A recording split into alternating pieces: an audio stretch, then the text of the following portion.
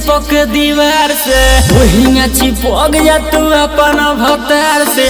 ढेर दिन पनहर से अइलू हकार से रात भर मजा जलेबे दो तू प्यार से।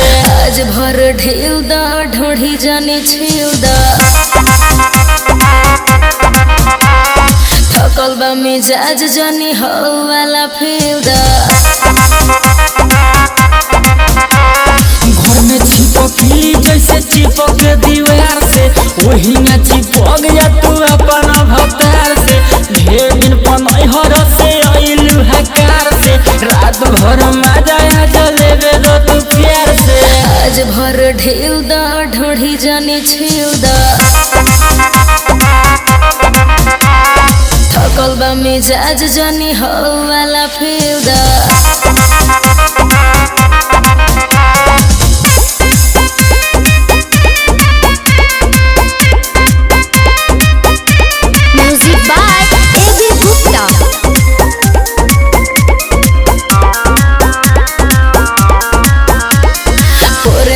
देह मोर टूटतावे हो मान जा बलम दम घुटतावे हो। आवो तनी पास बारा दास नइखे होत परती बा खेत जौन दिही आजुजो। आज भर ढेउ दा ढोढ़ी जाने छिउ दा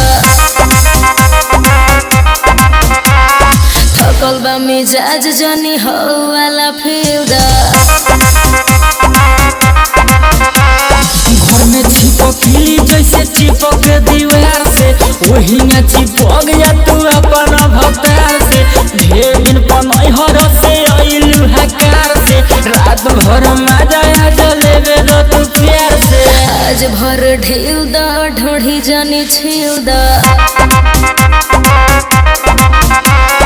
थकल बा मिजाज जानी हो वाला फेउ दा।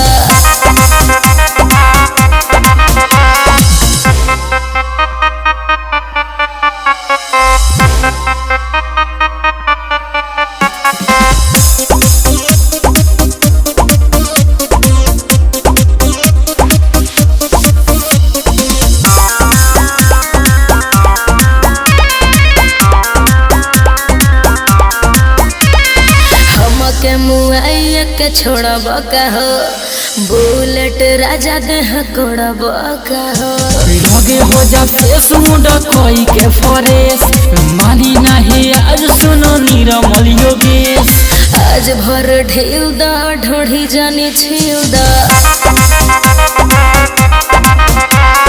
थकल बा मिजाज जानी हो वाला फेउ दा। घर में चिपकली जैसे चिपक दीवार से वही में चिपक जा तू अपन भतार से।